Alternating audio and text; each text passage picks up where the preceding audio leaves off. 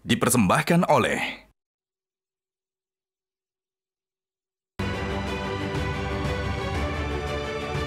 Selamat malam para pemirsa, ketemu lagi di Hot Room dengan saya Hotman Paris. Presiden baru mengeluarkan peraturan presiden tahun 2004 yang mewajibkan semua rumah sakit pelaksana BPJS harus menerapkan KRIS, kamar rawat inap standar. Apakah peraturan ini menghapus perbedaan kelas 1, 2, 3 di BPJS? Bagaimana tarifnya? Dan bagaimana dengan warga tidak mampu yang selama ini mengikuti kelas 3? Apakah mereka mampu bayar? Dan apakah BPJS mampu bertahan kalau tarifnya juga disesuaikan dengan kemampuan rakyat masyarakat bawah? Inilah Hot Room, tidak ada kelas di BPJS.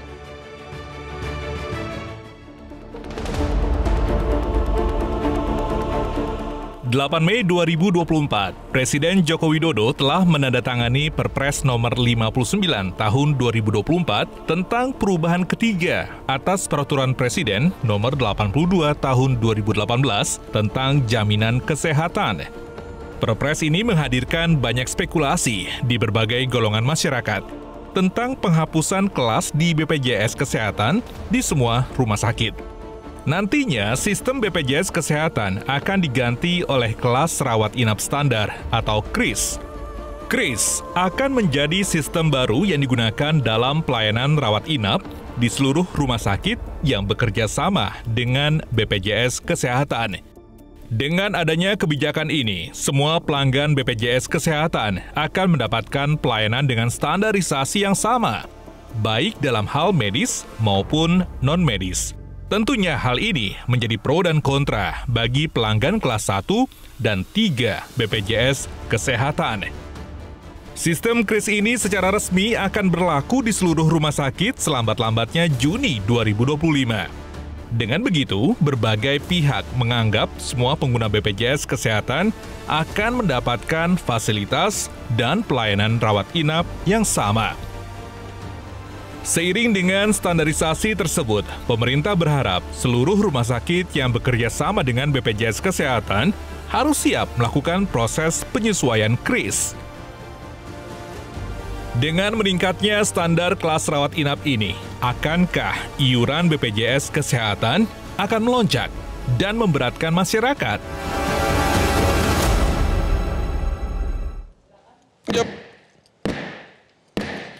Para pemirsa, apakah Anda tahu pelatih Timnas Bola Indonesia Sintayong sudah mengikuti jejak Hotman sebagai penyayang, pecinta kopi luwak hitam premium.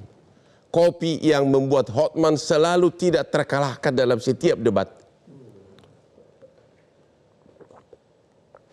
Kalau Sintayong aja sudah minum kopi ini, apalagi Anda. Oke, Ibu Yuli Astuti. Apakah peraturan presiden ini menghapus kelas? Dan bagaimana pengaturan selanjutnya mengenai iuran?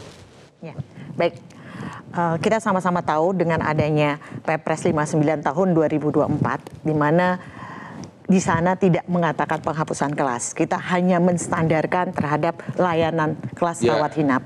Ini yang kita sampaikan di situ. Artinya? Artinya bahwa nanti pelayanan itu ada dua, yaitu menstandarkan kelas rawat inap itu tersebut dengan non-standar. Tolong dijawab yang tajam, apakah kelas 1, 2, 3 masih ada? Saat ini kita menstandarkan sesudah aja. Peraturan ini? Iya, sesudah saat ini kita dalam proses. Tapi yang jelas selama ini yang kita bangun adalah bagaimana masyarakat kita menerima pelayanan sewajarnya. Enggak, Ibu belum jawab. Apakah nanti kalau peraturan presiden diterapkan, kelas 1, 2, 3 akan dihapus, disamakan semua atau bagaimana? Ya, kalau dalam atau belum tahu? Enggak, yang jelas sekarang ini hanya ada dua, kelas rawat inap standar dan non standar yang nanti akan dinaikkan. Maksudnya akan dinaikkan menjadi standar? Ya, enggak. Jadi hanya dua-dua, ya, yaitu standar, kelas rawat inap standar dan kelas rawat inap non standar. Yang nanti akan berlakunya adalah mungkin ketika sekarang ini memang harus peningkatan maksudnya pelayanan. Non standar, maksudnya di atas standar. Iya. Berarti akan ada kelas biasa sama kelas yang VVIP gitu, seperti itu. Hanya dua kelas. Hanya dua kelas aja, standar dan non standar. Akan begitu. Ya. Artinya benar bahwa kelas 1, 2, 3 bakal dihapus. Kalau dalam Perpres ini kita tidak mengatakan seperti itu. Tapi bakal begitu. Ya, kita kalau Dan akibatnya terhadap tarif bagaimana? Bakal naik dong untuk khususnya kelas 3 yang selama ini bayar cuma 35.000. Jadi sesuai dengan Perpres tadi dikatakan bahwa kita ada proses penetapan KRIS ini tidak serta-merta merubah. Ya. Kita ada proses panjang nanti sampai dengan Juni nanti 2025 akan ada evaluasi dan melibatkan dari Kementerian Kesehatan, kemudian BPJS sendiri, DJSN, kita lihat tadi dan terhadap pelayanan yang diberikan. Kemudian nanti akan ada proses berkoordinasi apakah hasil evaluasi itu menjadi rekomendasi untuk kita menentukan pembayaran tersebut. Jadi jawabannya adalah bakal kelas 1, 2, 3 bakal dihapus, hanya ada 2 kelas nanti. Ya, kelas standarisasi kita hanya tidak. Oke.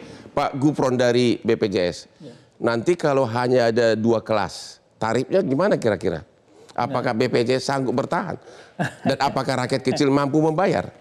Yang jelas itu kalau saya tanya nilai-nilai Pancasila gotong royong yang bisa dirasakan ratusan juta penduduk Indonesia apa? Kan ini. Jadi karena itu program CKN ini harus bisa betul-betul dimanfaatkan oleh masyarakat. Ya. Kalau dirubah ya istilahnya yang kemudian menjadi lebih baik gitu. Jangan sampai merubah secara mendasar yang kemudian mengganggu akses, mutu, kemudian katakanlah efisiensi dan sustainabilitas. Maka sekali lagi dengan KRIS itu tentu kita berharap adalah standar minimum untuk suatu kelas. Ya kalau mau lebih silahkan dan di dalam Perpres itu diatur loh, boleh naik kelas kayak gitu. Apakah hampir dapat dipastikan karena hanya ada 2 kelas bakal naik iuran? Nah, iuran itu dibandingkan dengan yang kelas 3 sekarang, karena hanya ada 2 kelas, tentu mereka akan naik kan? Apakah iurannya hanya 2 jenis? Yang jelas semua kan tadi disampaikan akan dievaluasi. Berbasis evaluasi itulah nanti satu tarikan nafas akan ditentukan. Ya. Paket manfaatnya seperti apa, kemudian tarifnya seperti apa atau berapa, dan iurannya berapa tadi pertanyaan. Ya. Nah, tarif sama iuran itu beda ya. Okay. Nah, orang sulit membedakan kadang-kadang. Kalau tarif itu sejumlah uang yang dibayarkan dari BPJS kepada Vaskes, berapa harganya. Nah, sedangkan iuran itu adalah sejumlah uang ya rutin dibayarkan oleh peserta kepada BPJS, itu iuran gitu. Bisa nggak dipastikan bahwa dengan penghapusan kelas 1, 2, dan 3 ini, iuran dari warga akan naik? Yang jelas mau kelas 1, 2, 3 dihapus saja nggak bisa dipastikan. Kan nggak bisa dipastikan apa? Nggak bisa dipastikan bahwa ada penghapusan. Ayat-ayatnya kan nggak ada bilang begitu. Jadi itu semua dijelaskan di dalam Perpres ini, dievaluasi. Setelah dievaluasi baru tadi saya kira ditetapkan gitu. Jadi ini pertanyaannya jatuh duluan. Jadi keduluan pertanyaan daripada kebijakan. Kalau gitu Pak Timbul, yang benar apa sih? Karena kalau kita baca di peraturan presiden itu memang tidak ada lagi kelas 1, 2, 3. Semua kamarnya harus standar. Berarti di atas standar ada. Iya kan? Kalau kamar standar dan di atas standar berarti iurannya akan naik. Yang benar yang mana penafsiran Anda peraturan ini? Jadi kalau baca Undang-Undang SJSN 40/2004 pasal 23 ayat 4 menyebut kelas standar. Nah, sejak 1 Januari 2014 sejak beroperasi kita itu dikasih 1, 2, dan 3. Nah, itu di undang-undang bukan 1, 2, dan 3? Ya, itu ada di Perpres. Nah, enggak, yang kelas 1, 2, 3 itu bukan perintah undang-undang, karena perintah undang-undang kan bisa dirubah. Kelas standar saja. Hanya standar saja. Nah, baru mulai 1 Januari 2014, 1, 2, dan 3 mengikuti yang ada di rumah sakit. Nah, tentunya dengan adanya Perpres 64 muncul kata-kata kelas standar. Sebenarnya 82 juga ada. Sampai di 59 2024 muncul ya definisi baru. Nah, memang sampai hari ini belum ada kepastian untuk mengatakan kelas rawat inap standar itu berapa banyak jumlah ruang perawatannya. Kalau sekarang kan 1, 2, dan 3. Kalau tadi dibilang Bu Juli itu yang di atas itu yang PIV, itu bukan untuk fasilitas untuk peserta JKN. Nah, memang sampai saat ini belum ada. Cuma tetapi kita harus juga bisa membaca narasi, wacana, dan uji coba yang dilakukan oleh Kementerian Kesehatan selama ini dengan satu ruang perawatan yang memang selama ini diuji cobakan. Jadi sejarahnya begini, ketika bicara Perpres 64 2020, pemerintah sudah mulai mengkaji tentang KRIS. Awal muasal pertama muncul 2 KRIS, KRIS PBI dan KRIS non-PBI. Jadi 1, 2, 3 akan hapus dengan PBI dan non-PBI. Dikaji lagi, muncul 1, yaitu 1 ruang perawatan dengan maksimal 4 tempat tidur dengan 12 kriteria. Nah, sempat juga muncul kembali kedua, tapi akhirnya kalau saya baca di media, Menteri Kesehatan menjelaskan kepada Komisi 9, nanti Mbak Irma, itu 1 ruang perawatan. Nah, jadi kalau dibilang saat ini sampai nanti 30 Juni 2025 belum ada kepastian itu. Nah, tetapi nanti 1 Juli 2025 ketika KRIS itu diterapkan dengan konsep pemerintah sekarang, maka hanya ada 1 ruang perawatan. Berarti, artinya 1, 2, 3 akan dihapus. 1, 2, 3 dihapus. Nah, pertanyaannya begini, kalau diterapkan KRIS, sudah pasti nggak iurannya pasti lebih mahal dibandingkan dengan kelas 3 yang sekarang? Jadi kalau nanti KRIS itu diterapkan 1 ruang perawatan, maka kelas 1, kelas 2, kelas 3 kan tidak ada lagi. Logika umumnya iuran kelas 1 150, kelas 2 100, dan kelas 3 42 yang dibayarkan 35 subsidi 7.000 itu ya akan dihitung ulang secara aktuaria. Nah, kemungkinan itu di antara kelas 3 dan kelas 2. Jadi hanya 1 iuran tunggal. Kan nggak mungkin 1 ruangan 150 masih bayar 100. Nah, jadi kesimpulannya ada kemungkinan iuran kelas 3 itu bakal naik. Pasti. Oke, kita dengar dulu telepon interaktif dari warga. Oke, bagi yang warga yang mau telepon interaktif, komentarnya terhadap peraturan ini hubungi nomor 583 99 100. 583 99 100. Apa tanggapan Anda atas rencana dihapuskannya kelas 1, kelas 2, kelas 3 BPJS? Kita istirahat dulu sampai yang berikut ini.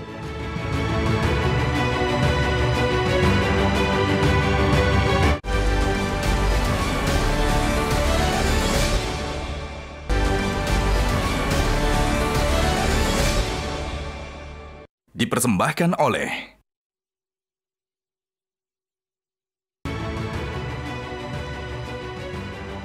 Ketemu lagi di Hot Room.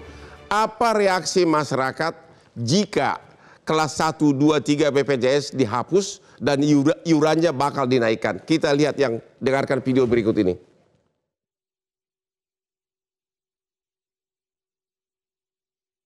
Jadi saya setuju aja. Kayaknya kurang setuju. Setuju.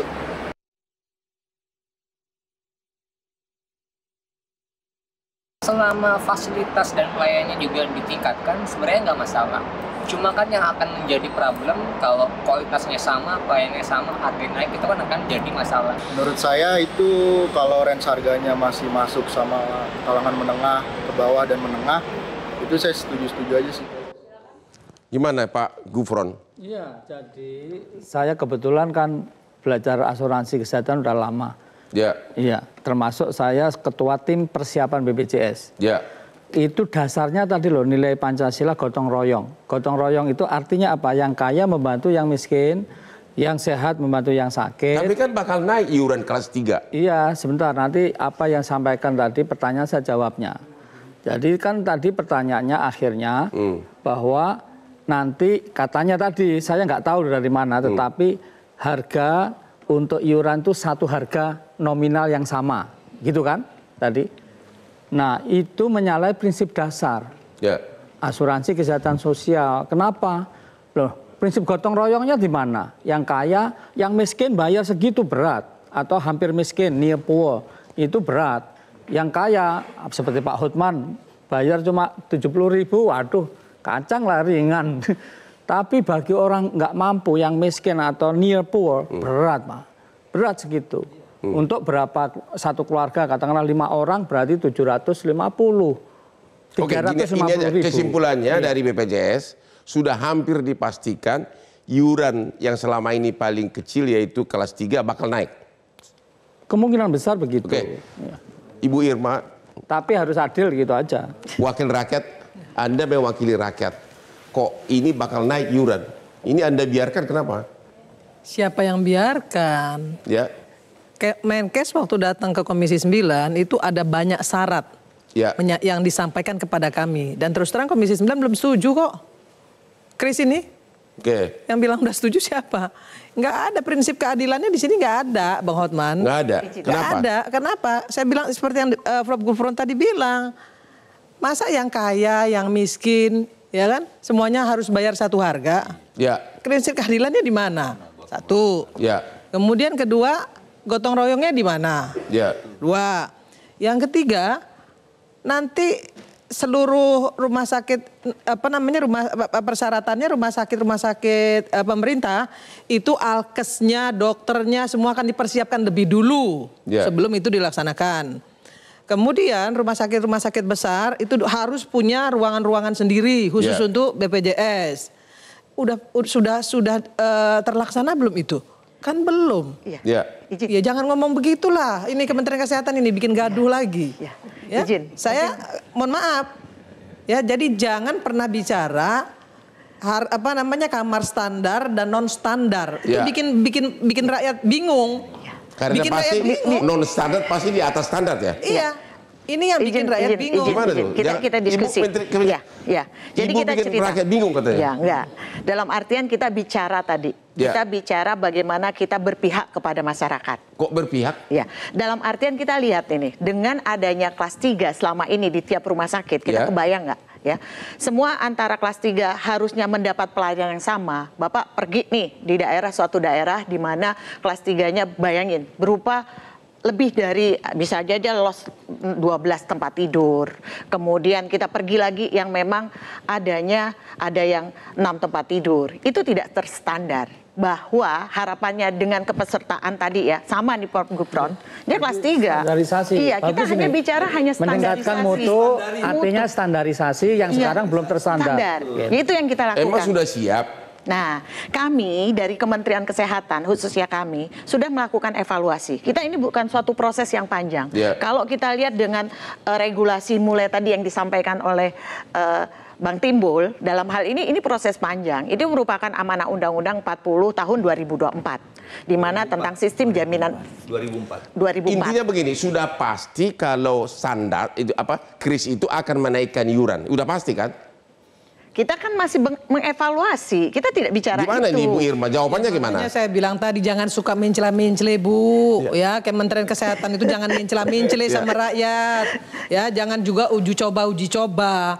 Kalau belum dipersiapkan persyaratannya, jangan lakukan, karena itu akan bikin gaduh. Ya, gini Bu Irma. Kalau bikin gaduh, yang diprotes masyarakat siapa? Komisi 9. Kami menjadi garda terdepan yang berhadapan dengan masyarakat. Ibu tetap berpendapat dengan penerapan kris ini pasti iuran pasti naik.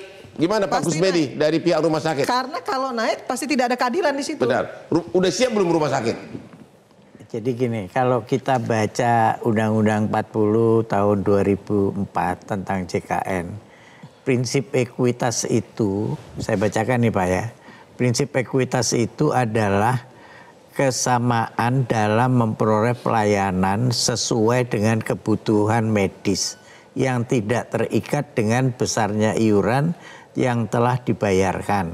Artinya adalah kesamaan pelayanan kesehatan sesuai kebutuhan medis, bukan kesamaan di dalam ruang perawatan rawat inap. Jadi artinya ruangannya boleh beda-beda. Standar medisnya yang harus sama. Pak Kus, saya nanggapi. Bapak jangan bacanya setengah-setengah. Kita ada pasal 23 ayat 4, di mana pada Undang-Undang 40 2004 itu menyatakan kelas pelayanan rumah sakit diberikan berdasarkan kelas standar. Nah ini yang tadi di undang-undang itu juga ada bunyinya. Tapi yang mau dimaksudkan Pak Kus, kelas 1-nya distandarkan, kelas 2-nya distandarkan, kelas 3 distandarkan. Ini kan kita sehingga kata Ibu ada kelas 3 yang 12 tempat tidur. Nah itu aja distandarkan jadi 4. Sehingga aspek gotong royong, keadilan yang seperti katakan Bu Irma itu ada. Yang 150 membayar lebih karena dia mampu, silahkan. Yang 100 silahkan, yang memang 35 nggak apa-apa. Nah, kan yang sekarang menjadi persoalan kan adalah pemerintah punya wacana, narasi, dan uji coba 1 ruang perawatan. Kalau standar itu menurut saya semuanya akan setuju. 1 dari sisi yuridis yang tidak ada. Disetujui? Nah, yang nggak disetujui itu 1 ruang perawatan. Yang sehingga kelas 1, kelas 2, kelas 3 hilang. Nah, yang yang 1 ruang perawatan itu yang tadi kaitannya dengan 1 iurannya. Nah, kalau 1 iurannya kan berarti yang 150 nggak ada lagi. 100 nggak ada lagi. Kelas yang 35 akan naik. Yang di atas turun, yang di bawah naik. Nah, yang di bawah ini akan semakin dijauhkan karena mereka tidak mampu membayar. Sekarang aja kelas 3 banyak yang tidak mampu bayar. Nunggak banyak Pak Hotman, gitu. kita sama-sama tahu. Benar nggak penafsiran peraturannya begitu? Kita belum bicara, karena kita bicara di sini, di penafsiran itu bunyi nih, bahwa kita akan melakukan evaluasi. Jadi ini berproses, oke? Tapi gini Bu, yang kita dapat dalam berita ya, bahwa pemerintah menarasikan, mewacanakan, dan menguji cobakan 1 ruang perawatan. Betul. Nah, pemerintah jujur aja nggak apa-apa. Ada dengan 12 kriteria tadi. Ya 12 kriteria, sehingga maksud saya gini, kalau ditanya apakah pemerintah masih mau menerapkan 1 ruang perawatan, atau tadi bisa kris PBI, non PBI, atau kelas 1, kelas 2, kelas 3, kelas 3-nya distandarkan. Nah itu kan menjadi sebuah kepastian sehingga masyarakat tahu nih, oh kelas 1, kelas 2, kelas 3 nggak dihapus, atau mau dihapus gitu. Izin Bang Timbul, kita bicara dengan 12 kriteria, di sana disampaikan bahwa tadi nih kan jumlah tempat tidur. 12 kriteria paling banyak adalah 4 tempat tidur. Iya. Ketika tadi saat ini nih berproses ya Pak Prof. Gufron, masih ada jalan nih yang kita pro kan ada kelas tadi nih yang ruangannya banyak. Ketika maksimal 4 tempat tidur, bisa aja sekarang ini kalau kita lihat dengan sekarang posisi kelas 2 itu kan kelas 1 2 tempat tidur ya Pak Prof. Gufron ya. Kemudian kelas 2-nya nanti 4 tempat tidur yang saat ini. Yang kelas 3-nya yang saat ini lebih dari itu. Seperti itu, ada yang 6, 12. Nah, yang kita sampaikan dengan 12 kriteria tadi adalah maksimal adalah 4 tempat tidur. Bu, maksimal 4. Ya. Yang sekarang aja 12 orang tetap rakyat yang mau masuk BPJS antri berhari-hari nggak dapat kamar. Ini Bang, kita ngomong nih, kita lakukan evaluasi. Kementerian Kesehatan tidak mungkin ngambil suatu kebijakan tanpa lakukan survei. Tapi kenyataannya kan sekarang kan untuk yang 12 orang 1 kamar aja nggak dapat tempat. Ini kita sudah lakukan uji coba. Ada bor. Bu Juli stop ya. Ya, monggo. Jangan pernah bicara masih melakukan evaluasi kalau peraturannya belum jelas. Itu namanya tindakan yang tidak cerdas. Ya, sehingga membuat rakyat bingung. Hari ini saja, hari ini ya, mau kelas 1, mau kelas 2, kelas 3, mau rawat inap setengah mati, Mbak. Iya. Sekarang kalau mau distandarkan, saya yakin kelas 1, kelas 2 nggak bakal mau. Izin Bu kelas Irma. Kelas 3 senang-senang aja, tapi kalau nggak ada ruangan, kalau nggak ada ruangan karena cuma 4 orang, kalau nggak naik iurannya, naik iurannya. Iya Bang. Kita sudah melakukan dengan DJSN uji coba mengevaluasi Prof, kan ada ya kemarin kita dengan 12 rumah sakit yang dilakukan. Dievaluasi nih, kita lihat bornya. Bor dari rumah sakit itu tidak ada lebih dari 80. Itu dilakukan DJSN yang memang melakukan tadi. Jadi kita sudah melakukan uji coba kris di 10 rumah sakit dengan uji coba. Dan itu tidak pengaruh terhadap tadi. Bu, Ibu mengakui nggak kenyataan selama ini yang 12 orang 1 kamar aja sudah susah bagi kelas 3 untuk mendapatkan kamar. Apalagi Ibu kurangi jadi hanya 4. Apa itu masuk di akal? Logikanya di mana gitu loh Bu? Enggak Bang, gini. Yang kekurangan tadi kita lihat nih, saya kan memang direktur pelayanan rujukan. Yang kita lihat adalah kekurangannya tidak dalam tempat tidur. Biasanya yang datang itu adalah ICU-nya, kebutuhan ICU. Salah. Nih mau lihat nih di HP saya bukain ya. Barusan saja nih tadi malam ada tenaga ahli kami itu mau masuk rumah sakit Fatmawati, saya harus telepon direktur utamanya dulu, baru bisa masuk. 1 hari, 2 hari belum bisa masuk ruang rawat inap. Nah, itu sudah. Rumah sakit Fatmawati full. Katanya, itu yang 12 orang satu kamar ya. Fatmawati sudah melakukan. Tetapi ketika saya telepon, saya bilang ini orang udah mau mati, masukin. Kalau nggak masukin saya ribut nih. Akhirnya masuk. Bayangkan terus di mana rasa keadilan itu? Evaluasi seperti apa yang Ibu sampaikan? Jadi ini membuat masyarakat nanti makin bingung. Bu Irma, kita kan dalam berproses nih. Kita melihat berproses tadi, Bu, kalau cuman contohnya 12 rumah sakit, ya nggak bisa lah. Rumah sakit di seluruh Indonesia ini ratusan. Pak Kus, apakah kalau dirubah bahwa maksimum 4 orang satu kamar, apakah itu akan berakibat fatal makin tidak tertampung? Ya, yang sekarang aja memang tadi artinya yang ICU katakanlah begitu ya. Tapi yang ruang rawat inap pun itu juga ngantri. Tapi bornya tidak sampai 100%, Pak. Oke, memang biar nanti lebih jelas sesudah yang berikut ini ya. Kita istirahat dulu deh.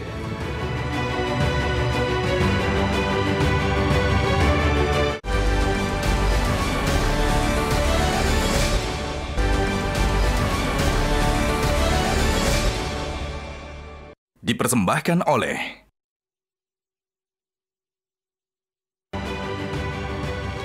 Temu lagi di Hot Room. Para pemirsa, ikutilah jejak Hotman Paris dan Sintayong, pelatih Timnas Bola Indonesia, pecinta kopi hitam luwak premium.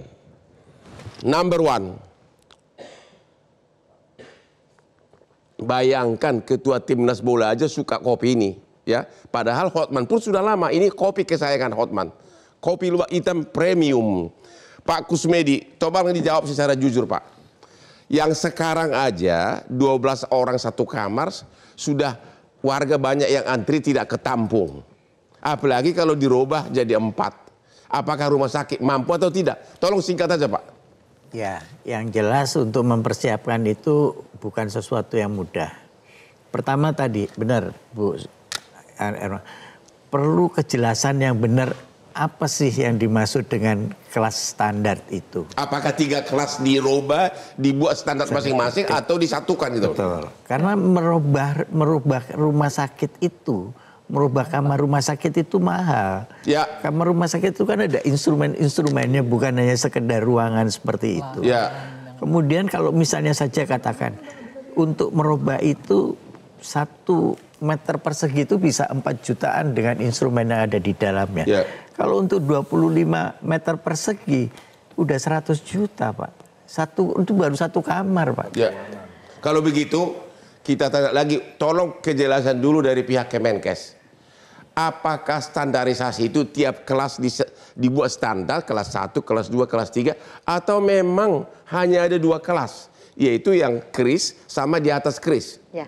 Saat ini kalau kita lihat dari Perpres itu hanya kelas rawat inap standar. Berarti hanya ada 2. Berarti setuju Ibu Irma bakal naik iuran BPJS kalau itu? Pasti.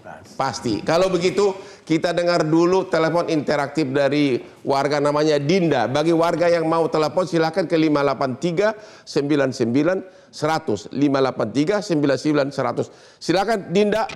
Kepada siapa ditanyakan pertanyaannya, silakan. Oke, halo, selamat malam.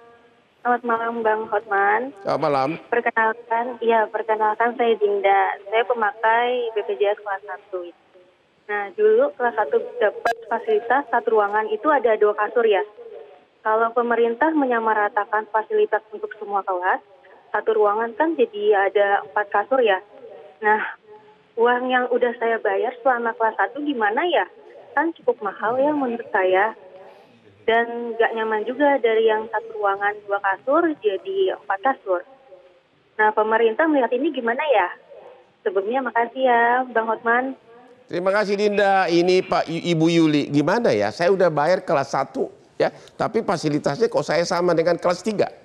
Gimana jawabannya? Ya, Pak Hotman, Bang Osman, sampai saat ini masalah iuran, masalah itu tetap proses.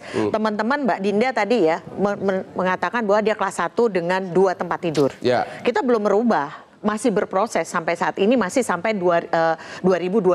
Iya, kita kan bahas peraturan ini. Iya, betul. Dengan peraturan ini, maka tidak ada lagi kelas 1, kelas 2, kelas 3. Tadi Dinda nanya, kalau nanti dia bayar iuran yang mahal, atau kamarnya sama, ya dengan kelas yang standar biasa, itu di mana keadilannya gitu loh. Ya. Saya bisa jawab. Ya. Jadi sekarang ini yang berubah adalah di kelas 3. Kan tadi maksimalnya 4 tempat tidur. Yang kelas 2 tadi masih tetap dengan prosesinya 4 ya, Prof. Kemudian yang kelas 1 tetap 2. Mbak Dinda masih sampai saat ini dengan bulan Juni 2025 proses itu masih merasakan tadi menikmati bahwa dia tetap dengan 2 fasilitas tersebut. Kan maksimalnya 4 tempat tidur. Jadi ibu berpendapat seolah-olah kelas 1 itu masih dengan peraturan ini, kelas 1 tetap ada tapi maksimum 2. Kelas 2 maksimum berapa? Iya, itu kembali kepada rumah sakitnya. Yang mana kan peraturannya harus. Iya, kelas rawat inap standar maksimal. Kita tanya peraturan ini. Gimana ini, Bu Firma? Peraturan itu harus dilaksanakan secara umum, betul, general. Tapi kan maksimal nggak bisa tergantung rumah sakit, ke rumah sakitnya, gitu loh. Kalau tergantung rumah sakit itu namanya bukan regulasi. Iya, ini proses sampai 2025, Bu Irma. Kan begini ya, Bu Juli. Yang kita amati selama ini kan pemerintah, Kementerian Kesehatan kan mewacanakan, menarasikan dan menguji cobakan 1 ruang perawatan yang maksimal 4 tempat tidur. Maksimal 4 tempat tidur. Maksud saya gini, artinya nggak ada lagi yang kelas darah itu. Itu per 1 Juli 2025 memang. Kalau sekarang masih ada. Nah, sekarang persoalannya begini. Kira-kira nih Kemenkes itu kan sudah punya bayangan ya, jangan berbasis evaluasi terus, tapi kira-kira nih 1 Juli 2025, saya mau tanya, itu 1 ruang perawatan kah, atau 3 kah, atau 2? Saya mau tanya dulu deh. Tolong dijawab, Bu. Kelas rawat inap standar, jadi 1 standar. Apakah ada 3 jenis ruangan? Tolong dijawab, Bu. Ada atau tidak? Yang ada adalah kelas rawat inap standar hanya 1. Berarti hanya 1. Dari tadi juga itu. Berarti hanya 1. Iya, dikatakan kelas rawat inap standar. Berarti hanya 1. Iya, 1 jenis. Kalau 1 berarti 1, kelas 1, kelas 2, kelas 3 dihapus. Hanya ada 1 ruang perawatan, begitu kan? Artinya yang orang yang bayar lebih mahal sama yang lebih murah, kita tidak bicara kamarnya sama. Belum sampai pembayaran, Pak. Logika bisa. Ini kan Bang Kotmannya logika hukumnya main. Iya, betul. Kelas 1, kelas 2, kelas 3 yang sekarang 150, 100 dan 35 dijadikan 1 ruang perawatan, kan nggak mungkin lagi dibayar 150. Benar. Ya kan karena sama juga di situ. Pas 100 kan nggak mungkin juga bayar 100. Makanya ada iuran tunggal nanti. Nah, itu yang juga kan kita mau tanya nih Kemenkes, kira-kira rancangannya tuh kemana gitu. Kalau sekarang bilang evaluasi, kesannya 1 Juli 2025 itu masih rimba yang padahal peraturan sudah keluar. Iya, yang rimba yang masih belum bisa dilihat gitu. Nah, artinya kan pemerintah sudah merancang di Perpres 59, nanti nih 1 Juli 2025 arahnya mau kemana? Nah, itu yang selama ini, yang selama kita diskusi nih, Ibu bilang evaluasi, enggak, rancangannya mau kemana gitu. Sehingga ini kan tidak hanya Kementerian Kesehatan. Kita ada tadi nih, dalam hal ini ada peranan BPJS, ada peranan DJSN, Kementerian Kesehatan, Kementerian Keuangan, yang akan tadi menilai tadi dalam artian, ini berproses, kita mulai saat ini sudah berproses. Apalagi yang dinilai peraturannya sudah keluar. Enggak, untuk iuran izin, Prof. Sudah pasti, Bu, kalau iurannya, sudah pasti kalau kamarnya 1 jenis, sudah pasti iuran masyarakat bawah akan naik. Nah, yang selama ini kelas 3 bakal naik. Dan juga yang bayar mahal mana mau. Akhirnya nanti orang akan berbalik semua ke kelas 3. Yang kasihan Bang Horman, yang kasihan itu nanti BPJS. Yaitu? Sementara BPJS ini kan sekarang posisinya kan sebagai juru bayar. Ya. Tapi kalau nanti pelayanannya ternyata masih seperti sekarang, yang akan hancur lebur ya BPJS. Atau hancur lagi, orang akan memilih kalau iurannya bakal dirubah kan? Iya. Iya kan? Karena nggak mungkin lagi. Pilih yang paling rendah. Iya, pilih yang paling rendah. Gimana, Pak? Bakal bangkrut nggak BPJS? Enggak, yang jelas itu gini ya, BPJS itu sudah on the right track. Dan sekarang ini, mohon maaf, saya baru beberapa hari yang lalu diundang Korea Selatan, yang itu menurut Lancet itu bagus, untuk mereka sharing dan lihat gimana BPJS itu kok bisa bagus Indonesia, dari defisit bisa positif. Emang Indonesia udah bagus? Bagus Pak, meskipun belum terlalu bagus ya, belum. Bukan tidak ada masalah, masalah banyak ya. Tetapi kami juga barusan saja ngajar di Harvard Pak, di Amerika. Mereka heran ya, di berbagai negara tuh apresiasi. Sekarang ini orang-orang Amerika masih di sini Pak, di Bandung membicarakan. Mereka malah belajar dari BPJS Indonesia. Banyak melihat. Kalau gitu kita istirahat dulu deh. Gitu. Kalau sampai BPJS Indonesia datang orang Harvard untuk belajar dari BPJS Indonesia, wah terkejut saya. Oh ya, Job Hawkins juga datang katanya.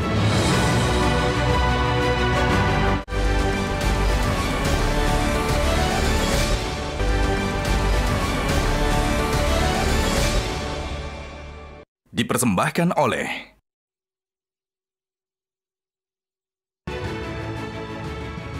Ketemu lagi di Hot Room. Di segmen terakhir ini saya akan nanya satu-satu kepada para narasumber. Pak Kusbedi dari pihak rumah sakit, apakah Anda sependapat dengan saya dan juga dengan Pak Timbul, kalau peraturan presiden ini diterapkan berarti hanya ada satu kamar standar, berarti iuran akan juga satu jenis iuran. Berarti tidak ada lagi iuran kelas 1, 2, 3. Berarti masyarakat bawah akan naik bayar iurannya. Apakah itu akan memperparah penderitaan rakyat kelas bawah? Yang jelas penderitaan rumah sakit, Pak.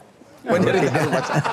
Kalau tidak ada kejelasan terhadap itu semuanya, karena rumah sakit itu melayani masih banyak masalah-masalah yang harus diselesaikan sama rumah sakit. Ditambah lagi dengan harus melayani masalah BPJS nggak bayar? Bukan masalah, ya ada klaim yang masih harus dibetulkan, masih ada kebiasaan yang harus diatur. Itu aja nggak beres, apalagi dibuat peraturan baru makin kacau gitu. Nah itu dia, jadi kita kan makin pusing ngurusin yang seperti itu Pak. Jadi kita minta yang pasti lah. Sehingga berarti Anda tidak setuju hanya ada satu jenis standar kamar untuk semua peserta BPJS? Kami butuh kepastian supaya kami bisa menata rumah sakitan itu. Karena merubah. Jauh dulu pendapat Bapak. Apakah bisa diterapkan hanya ada satu jenis kamar untuk seluruh peserta BPJS? Realistis enggak? Yes or no lah Pak? Ya kalau melihat aturannya kan ada yang 60% harus melayani BPJS, kalau swasta 40%, ada yang tempat yang tidak melayani dengan BPJS itu tadi. Jadi jawabannya belum ada Pak? Aturannya aja belum ada, saya gimana mau menjawabnya? Kalau gitu Pak, Ibu Irma, apakah realistis, apakah masyarakat mampu, khususnya masyarakat bawah, kalau hanya satu jenis kamar standar dan iurannya pasti juga satu jenis? Kan sudah dinyatakan BPJS itu azasnya gotong royong, kemudian keadilan, ya kan? Nah, di sini kris ini dua-dua ini nggak ada. Dari dua azas ini itu di kris ini nggak ada. Karena hanya ada satu jenis kamar. Karena hanya ada satu jenis. Dan pasti iurannya juga sama. Iya, iurannya satu. Yang pasti keadilan hukumnya nggak ada. Bang Hotman kan orang hukum. Lawan Rocky Gerung. Ya, mana bisa gitu ya, yang namanya azas keadilan itu dinyatakan bahwa kehadiran negara ada di kesehatan Republik Indonesia ini, kalau 1, 2, 3 itu dihapus jadi satu, tapi iurannya dinaikkan. Ya. Nah, yang rakyat kecil kita mau bayar pakai apa? PBI aja udah bengek-bengek semua. Jadi Anda mengatakan peraturan presiden ini malah menyengsarakan rakyat? Sebagian. Kalau tidak dipersiapkan secara baik, kalau tidak dipersiapkan semua persyaratan seperti yang disampaikan oleh Kemenkes kepada Komisi 9, nggak usah dilaksanakan. Tidak, tanpa persiapan pun, tapi kan yang masalah utama kan masyarakat tidak mampu bayar. Masalahnya persyaratan itu, di situ persyaratan itu Bang, artinya PBI pun kalau ada satu iuran, satu harga, otomatis pemerintah akan menambah mensubsidi ini yang PBI ini untuk bisa mendapatkan satu harga. Ya. Nah kalau itu bisa dilakukan, saya kira masyarakat nggak ribut. Tapi sampai hari ini kan kajian akademisnya juga belum ada. Gimana Pak Timbul? Ya, jadi kalau kita... Jadi coba jawab. Jadi Anda pendapat Ibu Yuli dari Kemenkes tadi nggak masuk di akal atau gimana? nggak mau terus terang. Nggak mau terus terang. Artinya begini, Perpres 59 2024 memang sudah mengatur, tetapi dia kan tidak mengatur secara lebih rinci.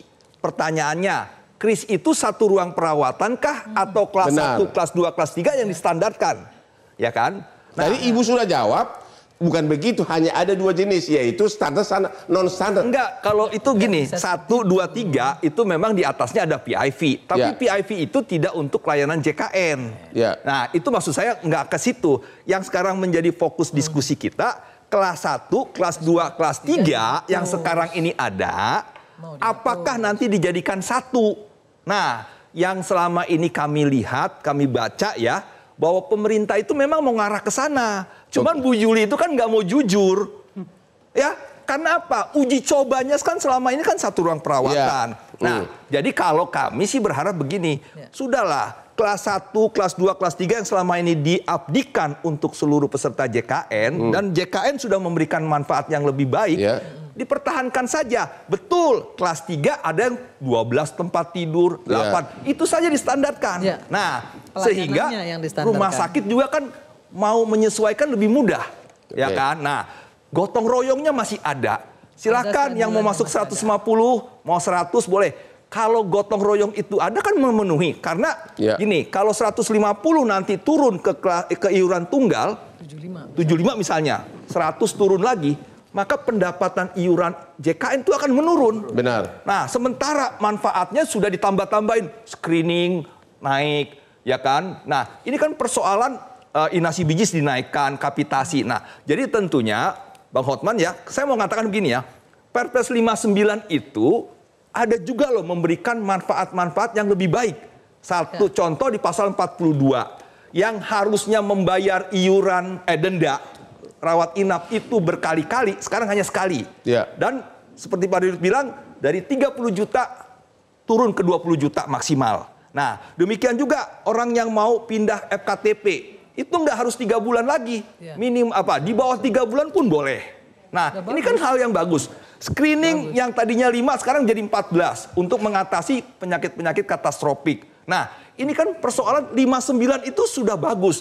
Cuma yang menjadi masalah kan adalah krisnya itu belum Terima kasih. Gitu loh. Kalau gitu tolong dijawab singkat. Apakah merubah kelas 1, 2, 3 merubah hanya satu jenis kamar itu masuk di akal atau realistis? Tolong, kita sudah habis waktu. Singkat aja, tidak masuk di akal. Yang jelas itu saya sudah nulis buku, itu ada 4 definisi tentang kris. Dan semuanya tidak melanggar undang-undang. Jadi maksudnya tidak hanya satu pengertian. Jadi Anda berpendapat, enggak pertanyaannya apakah realistis? Kelas 1, 2, 3 dihapus, hanya ada satu kelas. Realistis enggak? Tidak realistis. Tidak realistis. Oke, Ibu Yuli. Ibu tadi mengatakan seolah-olah setuju kelas 1, 2, 3 dihapus. Terus diganti apa?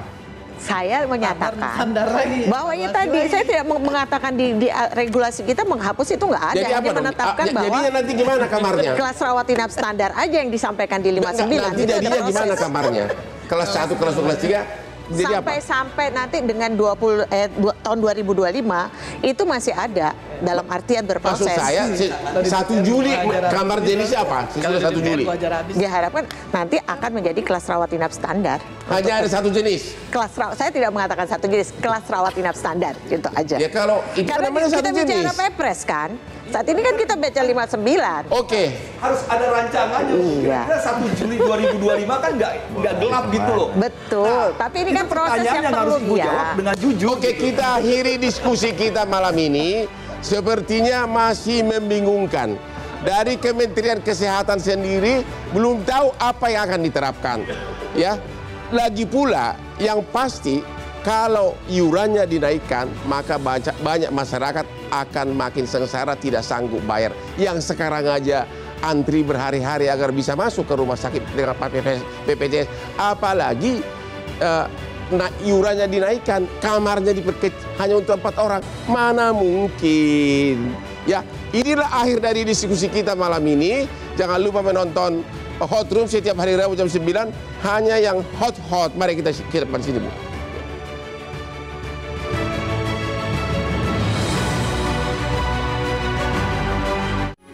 Metro TV. Jelajahi cara baru mendapatkan informasi. Download Metro TV Extend sekarang.